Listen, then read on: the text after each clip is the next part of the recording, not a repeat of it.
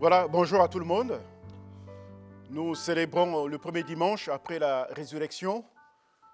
J'espère que le message que nous allons vous donner ce matin va vous trouver en bonne santé spirituelle, en famille unie.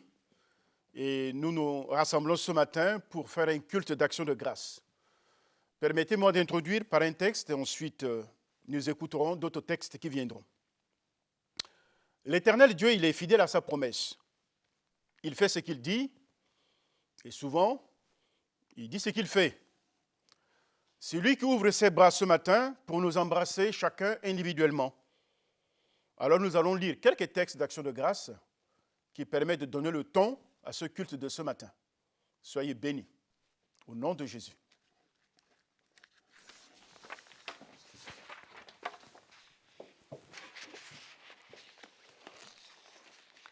Nous lisons dans Ésaïe 38, versets 16 à 19.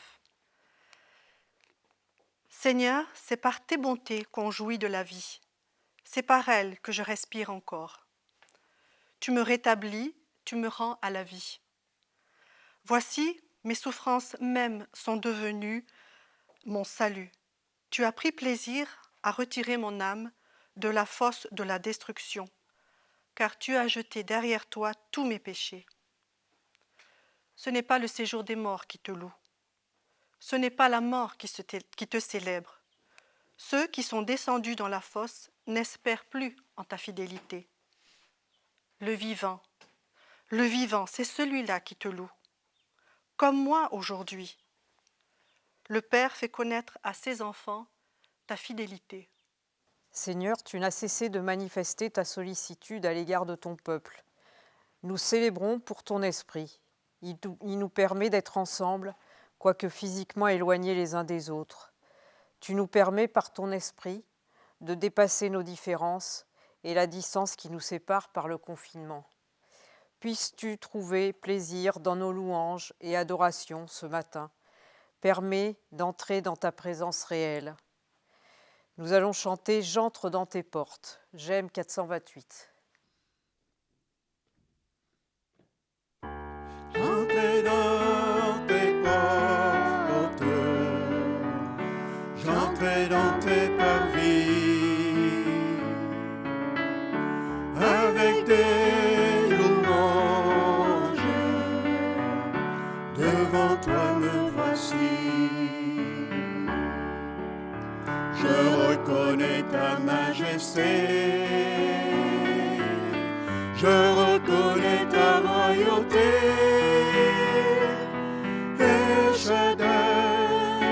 Dieu puissant, j'entre dans tes portes, j'entre dans tes parvis, avec des louanges, devant toi me voici.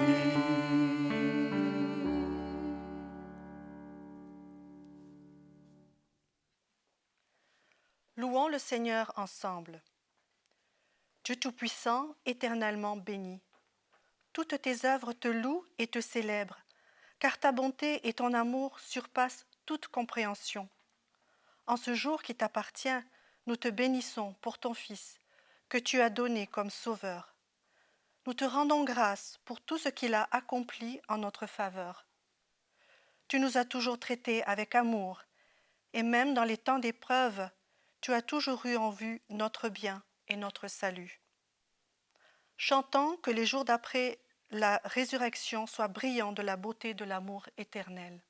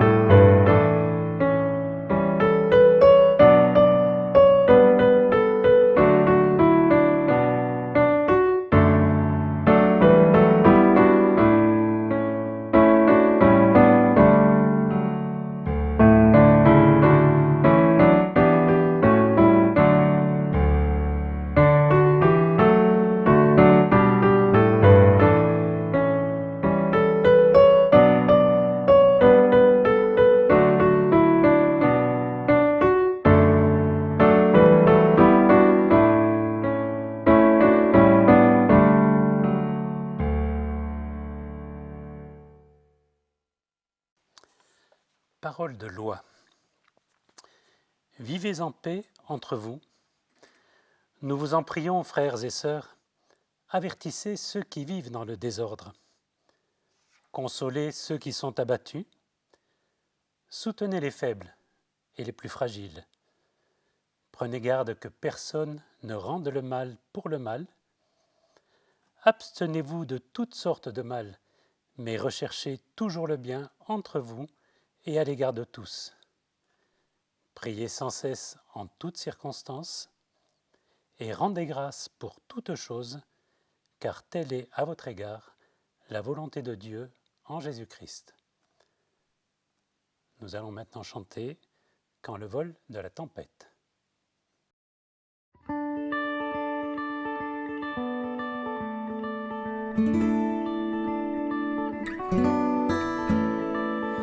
Quand le vol de la tempête vient assombrir ton ciel bleu, au lieu de baisser la tête, compte les bienfaits de Dieu. Compte les bienfaits de Dieu, mets-les tous devant tes yeux, et tu verras en adorant combien le nombre en est grand. Quand sur la route glissante tu chancelles sous ta croix, pense à cette main puissante qui t'a béni tant de fois. Compte les bienfaits de Dieu, mets-les tous devant tes yeux, et tu verras en adorant combien le nombre en est grand. Si tu perds dans le voyage plus d'un cher et doux trésor, pense au divin héritage qui là-haut te reste encore. Compte les bienfaits de Dieu, mets-les tous devant tes yeux, et tu verras en adorant combien le nombre en est grand. Compte les bienfaits de Dieu, mets-les tous devant tes yeux, et tu verras en adorant combien le nombre en est grand. Oh oui, tu verras en adorant combien le nombre en est grand.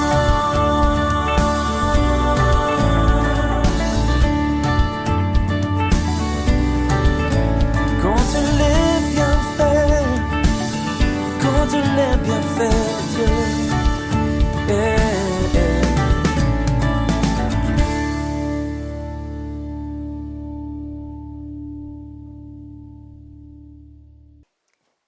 Confession des péchés.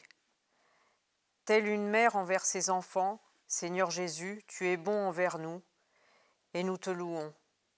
Tu pleures sur nos péchés et notre arrogance. Seigneur, nous souffrons de t'avoir offensé. Nous nous condamnons, nous et nos péchés. Merci Seigneur, viens au secours de notre misère. Seigneur, éclaire nos cœurs de la lumière de ton amour. Chantons, Seigneur, par la clarté de ton amour.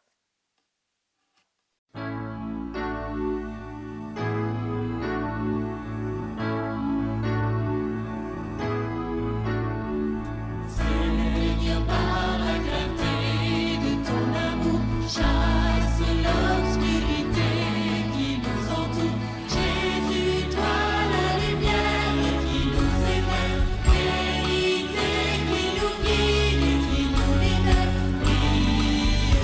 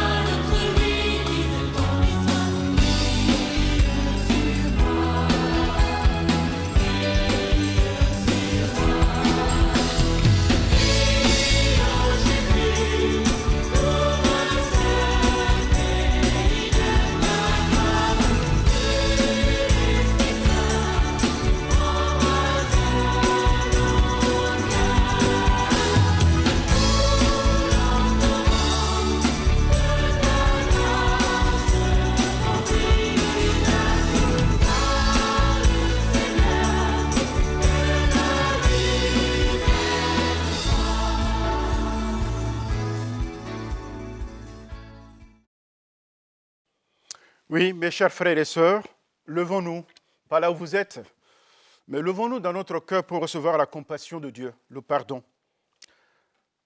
Car Dieu, dans sa grande compassion, nous accorde son pardon sans cesse. Et il nous transmet sa grâce. Dieu s'est révélé dans nos cœurs et à chacun d'entre nous dans des circonstances différentes, comme le tout-suffisant, le souverain de roi de la terre, le lion de la tribu de Juda. Alors nous allons chanter « Gloire, gloire à l'agneau ».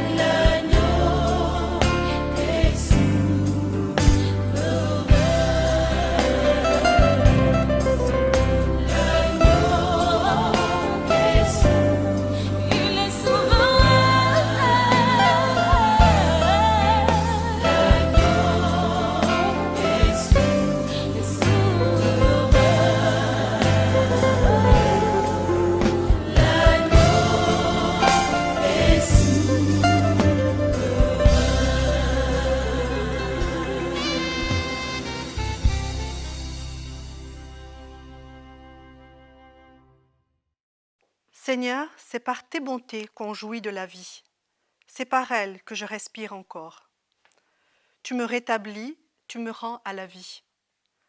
Voici, mes souffrances mêmes sont devenues mon salut. Tu as pris plaisir à retirer mon âme de la fosse de la destruction, car tu as jeté derrière toi tous mes péchés. Ce n'est pas le séjour des morts qui te loue. Ce n'est pas la mort qui te célèbre. Ceux qui sont descendus dans la fosse n'espèrent plus en ta fidélité. Le vivant, c'est celui-là qui te loue. Comme moi aujourd'hui. Le Père fait connaître à ses enfants ta fidélité.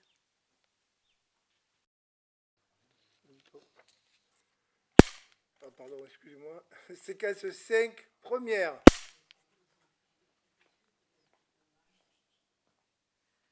Ainsi, nous avons été reconnus justes par la foi, et nous sommes maintenant en paix avec Dieu par notre Seigneur Jésus-Christ.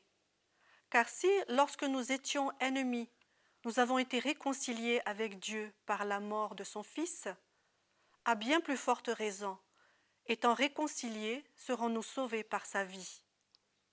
Plus encore, nous nous glorifions en Dieu par notre Seigneur Jésus-Christ, par qui maintenant nous avons obtenu la réconciliation. Car le royaume de Dieu, c'est non pas le manger ni le boire, mais la justice, la paix et la joie par le Saint-Esprit. Romains 5. C'est la paix que je vous laisse, c'est ma paix que je vous donne. Je ne vous la donne pas à la manière du monde.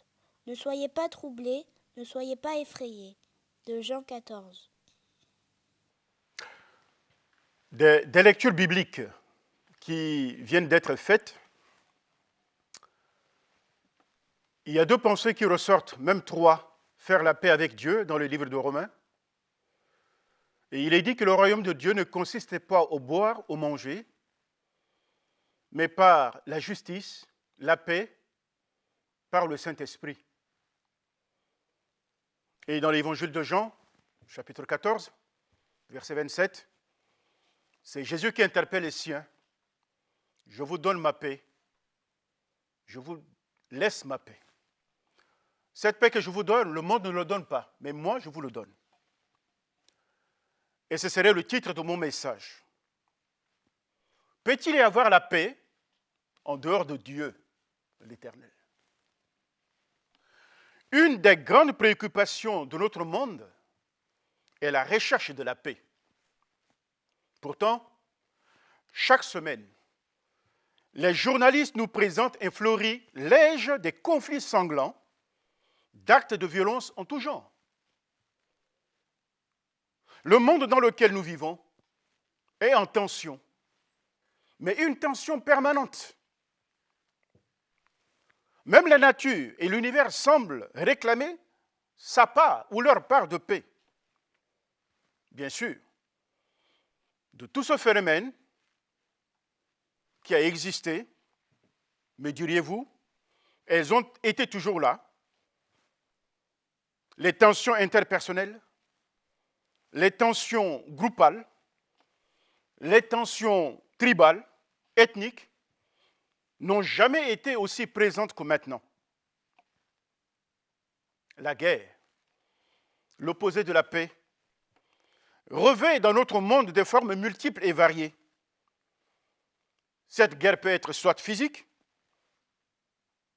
psychologique, économique, politique et religieuse, et que sais-je.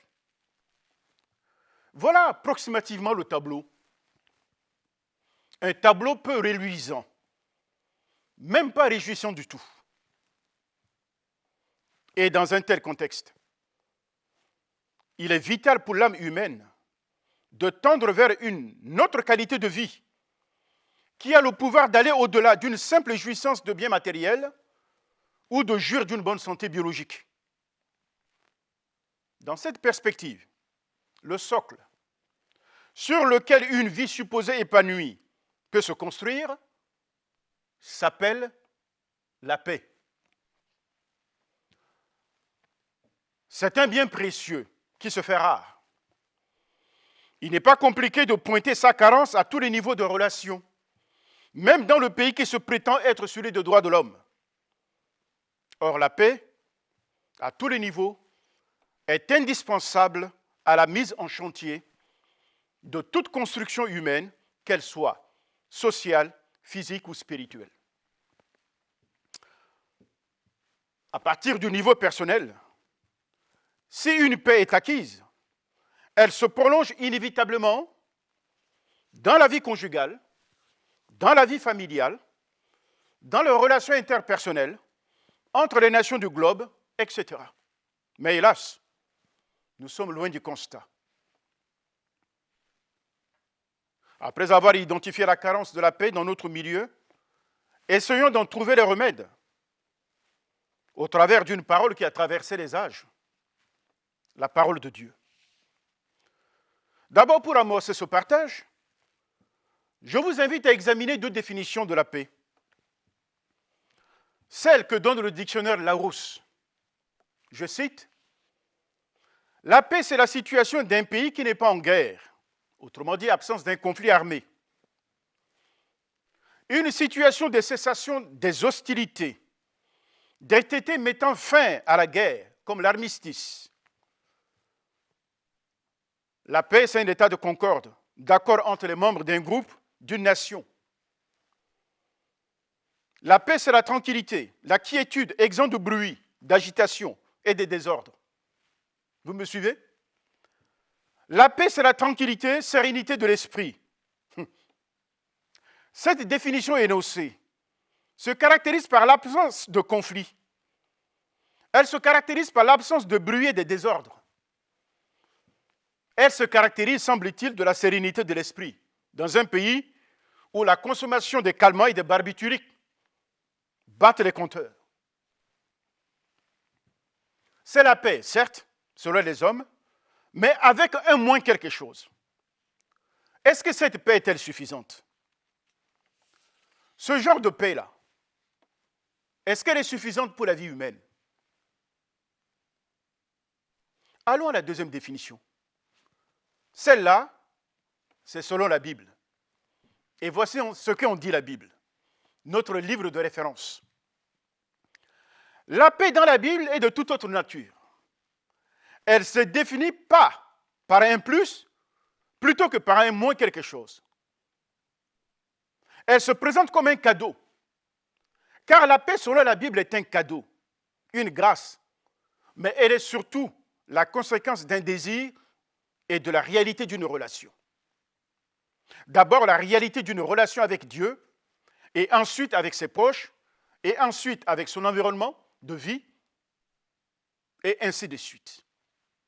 Cette définition originale s'énonce et se traduit non par une absence, mais tout au contraire par une présence, celle de Dieu en nous, par le Christ ressuscité que nous avons célébré le dimanche dernier et par le pouvoir de l'Esprit Saint qui est l'Esprit éternel. En effet, en présentant cette différence entre le dictionnaire et la Bible, on aborde là un point fondamental du christianisme. Lequel, ce point? C'est que ce que nous appelons le christianisme n'est ni une religion, au sens général du terme, pardonnez-moi de vous contrarier, ni une simple croyance en un Dieu transcendant, ni un rite d'héritage à transmettre,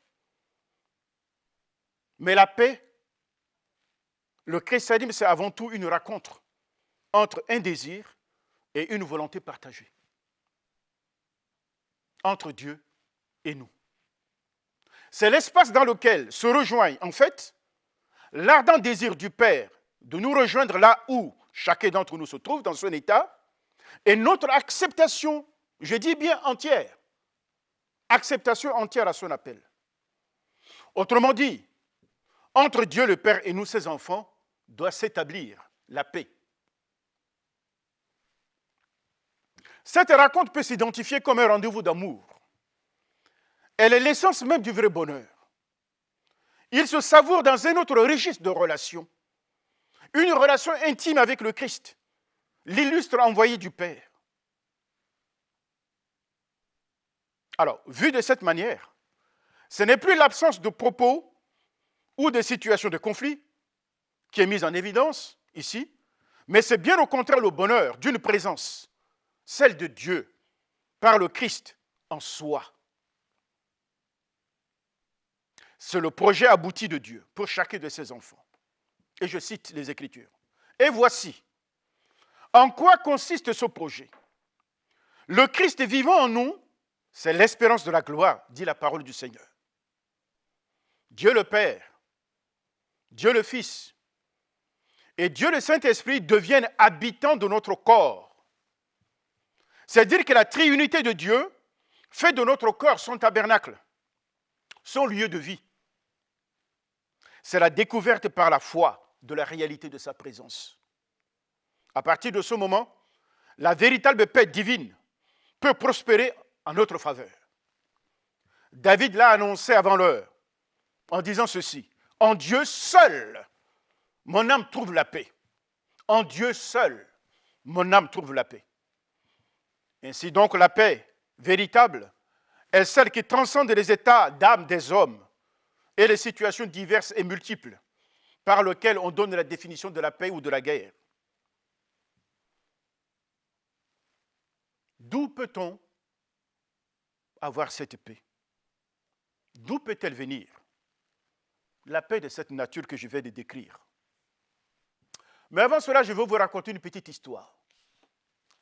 Il y a quelques années, mourut d'une façon étrange un multimilliardaire américain. C'est dire que l'argent ne fait pas tout. Elle ne peut même pas nous protéger de la mort quand celle-ci décide de venir nous joindre. Ainsi, dans sa somptueuse villa, transformée en clinique, cet homme vivait cloîtré, seul dans sa chambre vitrée, entièrement aseptisé. À l'extérieur, ses gardes rapprochés, armés jusqu'aux dents, veillaient et lui faisaient parvenir, avec 1000 précautions, une nourriture aussi aseptisée. Mais si sa fortune, ni ses gardes de corps, ni toutes les précautions prises ne purent le délivrer du mal dont il mourut par la suite, c'est pour dire que un homme peut vivre sur la terre des hommes tout en étant agité, sans connaître la paix. On voit qu'en dépit de ses acquisitions matérielles, cet homme, ses protections illusoires, qui ne lui servent à rien, on s'aperçoit qu'il lui manque cruellement quelque chose. Une denrée rare, qui ne court pas les supermarchés, car elle n'a pas de prix. Et cette denrée rare, c'est la paix. La peur a servi cet homme riche, riche aux yeux des hommes, mais véritablement nécessiteux aux yeux de Dieu. Car le critère de la richesse au regard de Dieu a une autre définition. C'est dire que la peur de tout l'a rendu esclave. Et la peur des microbes, la peur de mourir. Cependant, permettez-moi, il circule depuis l'aube de l'humanité un microbe, une bactérie insaisissable, un virus très contagieux et meurtrier qu'aucun radar militaire ne peut détecter, ni un scanner médical ne peut identifier. Vous connaissez ce microbe, ce virus? Il s'appelle le péché. Le péché dans le cœur de l'être humain. C'est-à-dire que l'homme naturel, celui qui n'est pas encore né de nouveau, ne peut accéder à cette paix. C'est spirituellement. Et c'est par la foi qu'on y entre. Pour nous remettre en route, dans la bonne direction, et qui donne sens à nos vies, Dieu a le projet de nous faire ce cadeau. Rétablir un lien de vie par le don de la paix en Jésus-Christ. Voilà pourquoi, je cite, il a envoyé son messager au peuple d'Israël, la bonne nouvelle de la paix par Jésus le Christ, qui est le Seigneur de tous les êtres humains. Il est venu annoncer une bonne nouvelle, la paix à vous qui étiez loin, la paix à ceux qui étaient proches, car par lui, nous avons les uns et les autres accès auprès du Père dans un même esprit. Par ailleurs, accordez-moi votre attention, s'il vous plaît. Nous devrions rajouter à notre perception de la mort de Christ à la croix une réalité complémentaire que parfois nous ignorons. Cette réalité qui donne sens à notre foi chrétienne, c'est que la mort de Christ en croix a été aussi ma propre mort à moi. Sa résurrection est également ma résurrection. Et plus encore, c'est la mort et la résurrection de l'univers entier qui soupirent derrière la délivrance. Vous savez, Jésus est la parole. Toutes choses ont été créées par la parole. Les choses visibles, les choses invisibles ont été créées par la parole. La nature a été l'œuvre de la parole. Et laissez-moi vous avouer que si tout a été créé par Jésus, la mort de Christ à la croix de Golgotha était la mort de l'ancienne nature, de l'ancien monde. C'est pourquoi à midi, le ciel semble dire que je ne veux pas voir celui par lequel j'ai été créé. J'ai été créé par la parole. Et voilà qu'à la croix de Golgotha, la parole est en train de mourir. Le ciel s'est bousculé. Le soleil a refusé de regarder le Fils de Dieu en train de mourir à la croix. La terre a tremblé. C'est pour dire qu'au moment où Christ mourait à la croix, l'univers entier mourait avec lui. Et quand Christ ressuscite d'entre les morts, tout repart à nouveau. Il y a une nouveauté de vie qui vient. Il y a un nouvel univers qui est en train de se créer. Il y a une nouvelle race humaine qui prend source en Jésus.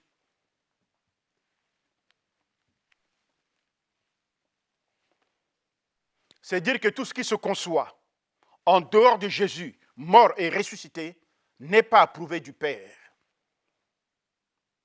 D'où pour le chrétien de vivre désormais par le pouvoir de la résurrection. Je reste crucifié avec lui, dit l'apôtre Paul. Et si je continue à vivre, ce n'est plus moi qui vis, mais c'est Christ qui vit en moi. C'est Christ qui reproduit sa vie en moi. Et j'y vis dans la foi à celui qui a accepté de donner sa vie pour moi. Voilà la réalité. La vraie bonne question à se poser dans le secret de son cœur est la suivante. Est-ce que je désire vraiment cette paix? Si oui, où puis-je la trouver? En moi? Autour de moi? Où puis-je trouver cette véritable paix? Quelle démarche à effectuer pour avoir à jouir de cette paix, quelles que soient les circonstances? Et pourquoi est-il impossible à l'homme naturel de construire la paix en lui? Pourquoi est-il impossible à un homme qui ne connaît pas Dieu de construire la paix autour de lui, au point même que l'être humain devient le destructeur du milieu dans lequel il est appelé à vivre? Regardez autour de vous. Et finalement, la question est celle-ci. À qui la paix est promise? À qui la paix est promise? Éclairons encore notre réflexion par un texte. 2 textes. Je cite. C'est à la résurrection de Jésus. Le soir de ce même dimanche, les disciples étaient réunis dans une maison. Ils en avaient fermé les portes à clé, car ils craignaient les autorités juives. Jésus vint et debout au milieu d'eux, il leur dit « Que la paix soit avec vous. » En effet, je cite, « Le règne de Dieu n'est pas une affaire de nourriture ou de boisson. Il consiste à la justice, à la paix et la joie que donne le Saint-Esprit. » Romains chapitre 14, verset 17.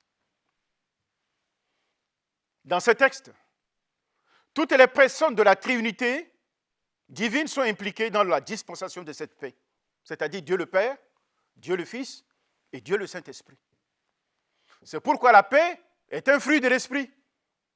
C'est dire que la paix véritable vient que de Dieu. Elle fait partie intégrante de la nature divine. Et c'est pourquoi la paix est inscrite dans le fruit de l'Esprit, au même titre que l'amour, la joie, qui nous relie à Dieu le Père. Mais pourquoi le monde ne peut-il pas connaître cette paix et d'en vivre? Cette question sous-jacente, inévitable. Je m'en vais vous donner une réponse. Que les gens affirment croire ou non à l'existence du diable, dans les faits, ils font tous sa volonté. Les hommes font la volonté du diable. Ils lui obéissent, car celui-ci est leur chef. Car il est écrit, le monde entier gît au pouvoir du malin. 1 Jean chapitre 5, verset 19. Par conséquent, ce monde en question est étranger au royaume de la vérité. Il est éloigné de Dieu. Ce monde se positionne en ennemi de Dieu par ses pensées malsaines et par ses œuvres mauvaises. Dans un tel contexte, est-il étonnant pour établir la paix que les efforts des hommes soient voués à l'échec? Car quand les hommes crieront paix, paix, qu'est-ce qui arriverait? Une ruine soudaine s'abattra sur eux.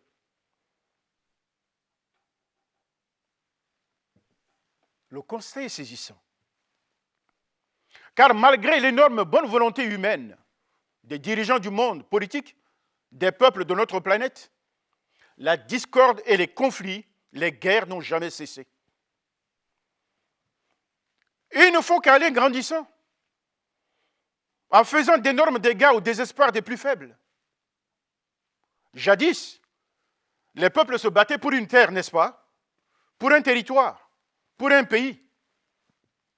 Mais aujourd'hui, ce sont les individus qui se battent entre eux-mêmes pour sauver leur maigre peau.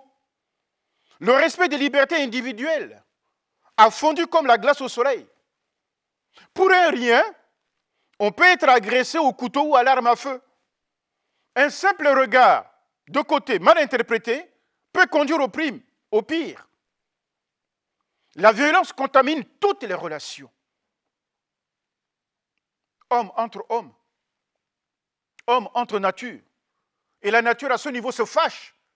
Il revient vers l'homme en colère. Et nous voyons des catastrophes en cascade. Et l'homme y perd de la vie. Dès lors, ce qui est supposé être un havre de paix, la famille, oui, la famille.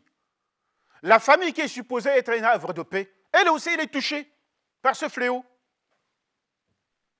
Alors, il n'y a plus d'espace pour une paix réelle. Il n'y a point de paix pour les méchants, dit Dieu. Mais qui sont les méchants? N'est-ce pas ceux aux yeux de Dieu qui sont des pécheurs non repentants? N'est-ce pas ceux qui sont aux yeux de Dieu refusent d'accueillir dans l'humilité et la simplicité le message de l'évangile du Christ? À ceux-là, il est impossible de connaître le chemin de la paix, car la crainte de Dieu n'est pas devant leurs yeux. Si nous cherchons la paix en nous, cette paix, nous sommes tout autant au constat d'échec, parce que l'homme ne peut pas produire la paix. Dès lors, se tourner vers Dieu n'est pas aussi débile que ça. Quelqu'un disait ironiquement, l'homme est assez grand pour chercher Dieu, mais trop petit pour le trouver.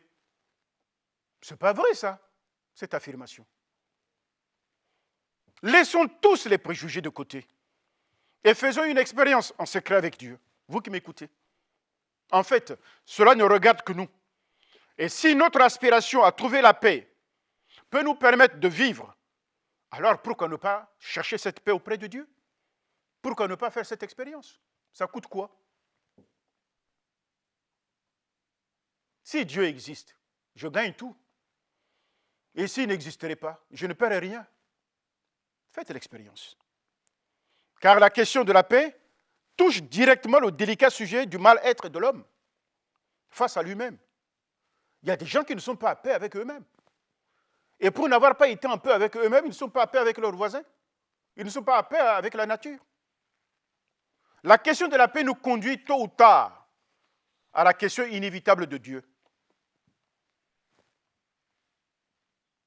La prise de conscience que la paix est un cadeau qui vient d'en haut renvoie à un lâcher-prise.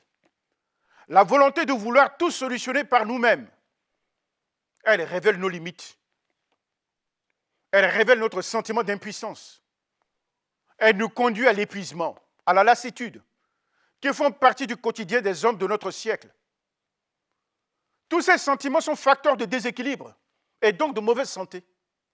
Et on voit ici que l'absence de paix n'est pas une absence de conflit armé. On peut être dans une situation de non-conflit guerrier, mais on peut ne pas avoir la paix. Notre monde le montre à suffisance.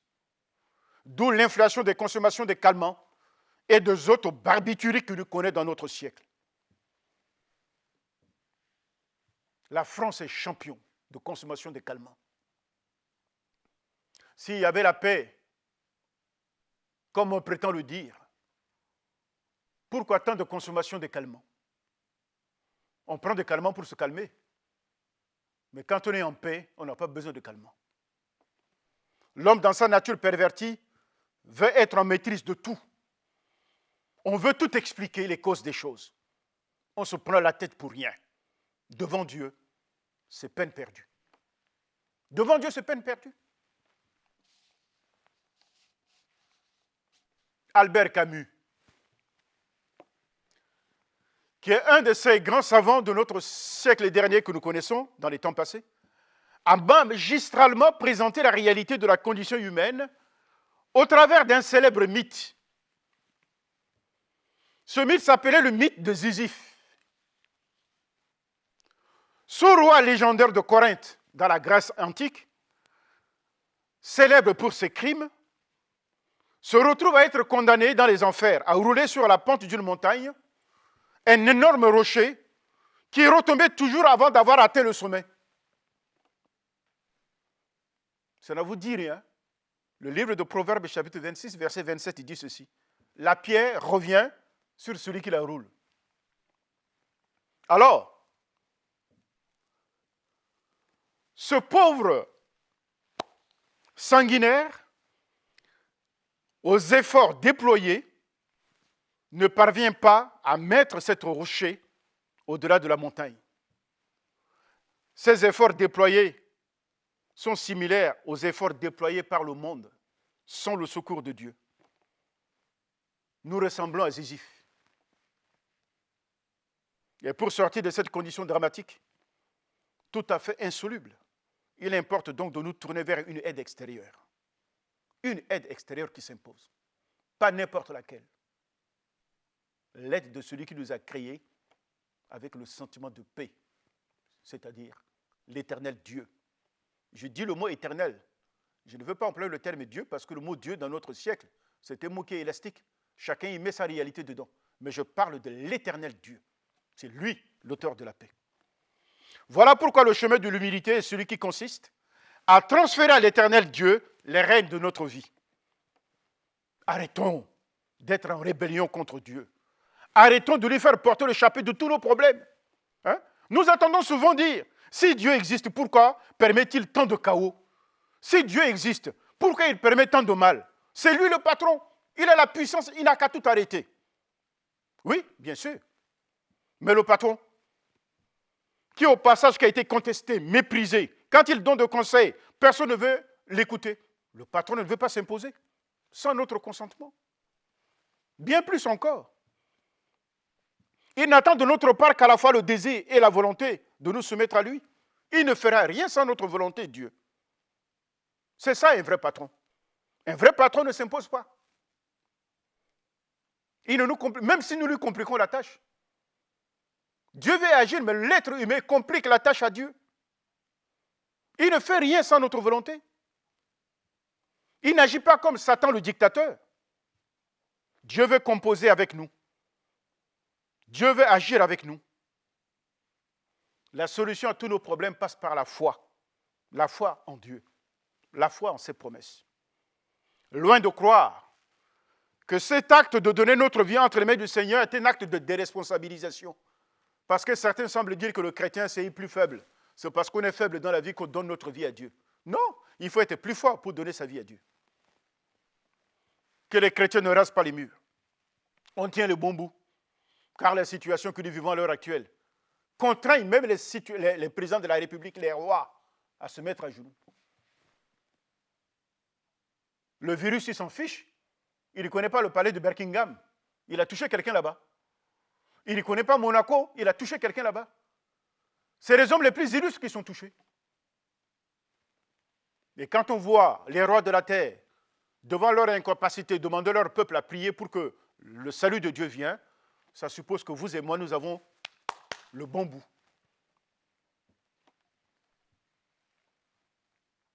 Pour mieux affronter notre quotidien, nous avons besoin d'être réconciliés avec Dieu et nous-mêmes, et enfin avec les autres, y compris la nature, que nous ne cessons de malmener pour notre propre destruction.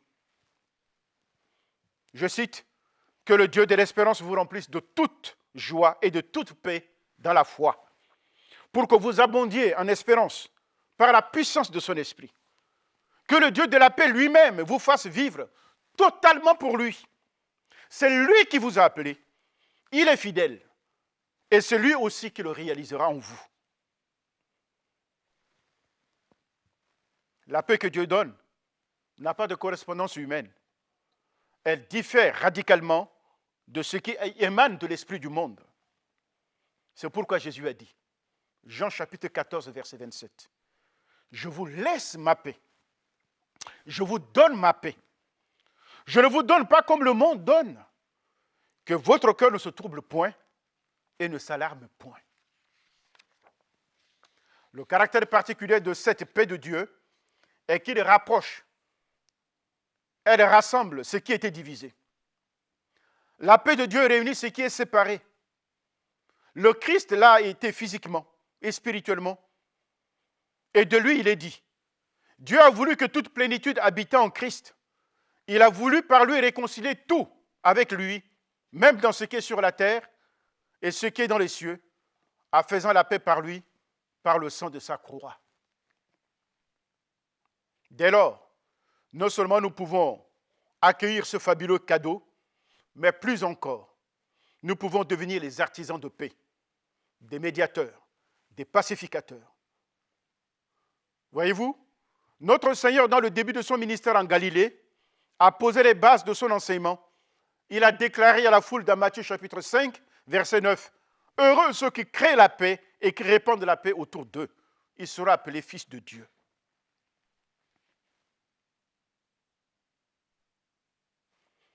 En accueillant ce cadeau du Père, les gènes de paix nous sont transmis et nous ne faisons que restituer ce que nous avons reçu de Dieu. Voilà pourquoi l'apôtre Paul dit que nous avons reçu le ministère de la réconciliation. Recherchons ce qui contribue à la paix et à l'édification mutuelle. Alors je conclus. Accepter le cadeau de la paix, c'est entrer dans un espace de liberté et de confiance qui devrait évincer progressivement la peur, les angoisses, les appréhensions, les jugements et les culpabilisations. Accepter le cadeau de la paix, c'est être habité par une force tranquille qui nous aide à être indulgents à l'égard de nos prochains, vis-à-vis même de nous-mêmes. On se donne le droit à l'erreur parfois. Accepter le cadeau de la paix, c'est accepter un don de Dieu, bienfaisant pour soi et pour les autres. Voilà le message que je vais vous communiquer. Et cette paix, elle se situe dans la puissance de la résurrection de Jésus-Christ. Souvent, on célèbre Christ, mais on ne perçoit pas que la puissance qui a ramené Jésus de la mort à la vie est celle qui habite en nous. Et elle est destinée à nous communiquer la paix et la joie de Dieu. Recevez ce message et soyez bénis.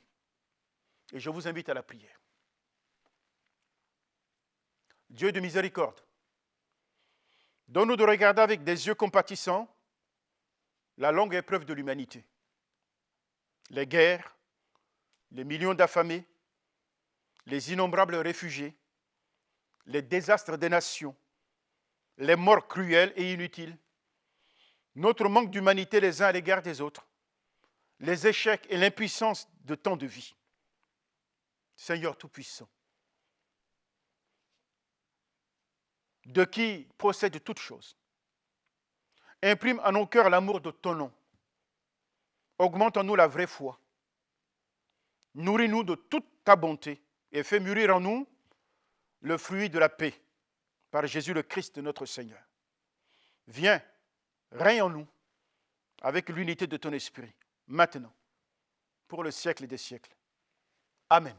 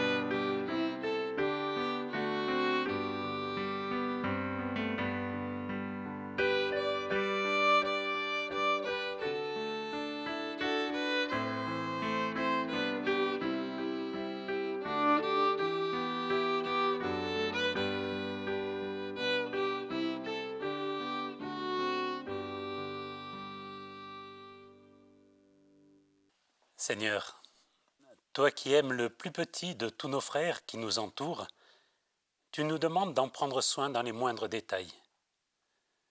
Dans ton enseignement, tu nous as dit que toutes les fois que nous nous occupons de l'un d'eux pour lui faire du bien, c'est à toi que nous faisons du bien. En nous occupant de ces plus petits, C'est de toi que nous nous occupons. Et nous te bénissons, Seigneur, pour la grâce que tu nous accordes de pouvoir le faire. Alors, Seigneur, donne-nous encore et toujours ce regard d'amour pour toi, à travers le regard que nous portons sur notre prochain, sur les autres. Nous te prions pour les pauvres, les affligés, les malades, les isolés, pour les victimes de la guerre et du désordre résultant de la folie orgueilleuse des hommes vaniteux. Nous pensons à notre pays, la France, et à toutes les nations de la terre qui n'ont pas été épargnées par cette pandémie, qu'elles s'ouvrent à l'évangile du Christ. Nous te prions pour les responsables des peuples, et nous te supplions, Père, accorde-leur la sagesse et le courage, conformément à ta volonté, de se tourner résolument vers toi, de s'humilier et de prier avec foi pour que tu guérisses leur pays. Qu'à travers ton amour, enfin, ils recherchent la paix et soient rendus capables de faire du bien, de porter secours aux plus faibles. Amen. Et nous chantons à celui qui nous aime.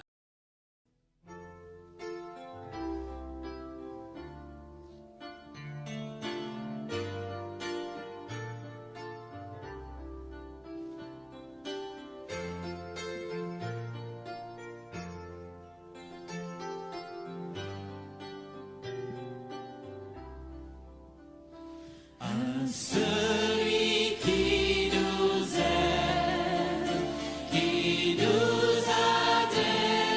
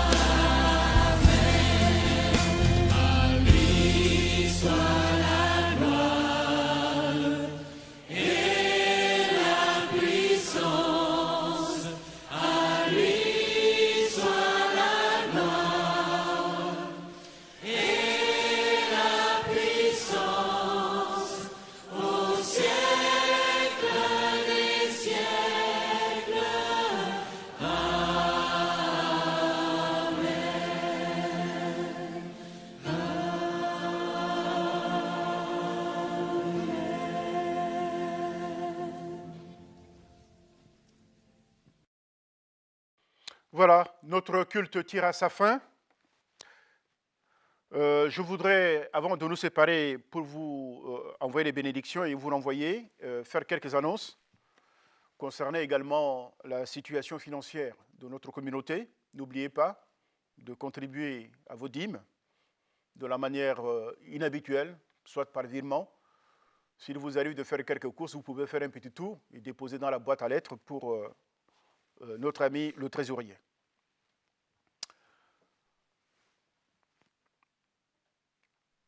Puisque vous avez été ramenés de la mort à la vie avec le Christ, recherchez alors les choses qui sont au ciel, là où le Christ siège à la droite de Dieu le Père. Préoccupez-vous de ce qui est de là-haut, et non de ce qui est sur la terre des hommes, car vous êtes morts, et votre vie est cachée avec le Christ en Dieu. Votre véritable vie, c'est le Christ. Et quand il paraîtra, Jésus, alors vous paraîtrez aussi avec lui en participant à sa gloire. Alors, soyez bénis. Bonne semaine. Que Dieu pose sa main sur vous, sur vos familles, et qu'il vous garde en bonne santé. Votre vie est cachée avec lui. Que le Seigneur vous bénisse. Bonne semaine.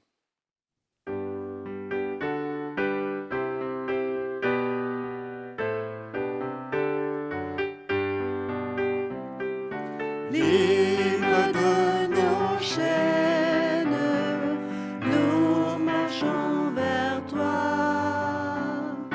Ta main souveraine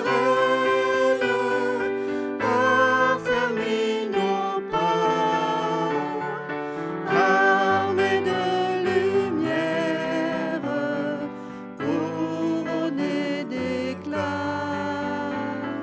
Soyons sur la terre, messagers de joie. Alléluia, que ton règne vienne. Maranatha, viens Jésus, règne en moi. Proclamons sa grâce au creux de la nuit. Recherchons sa face au cœur de sa vie. Célébrons sa gloire, bannissons la peur. Chantons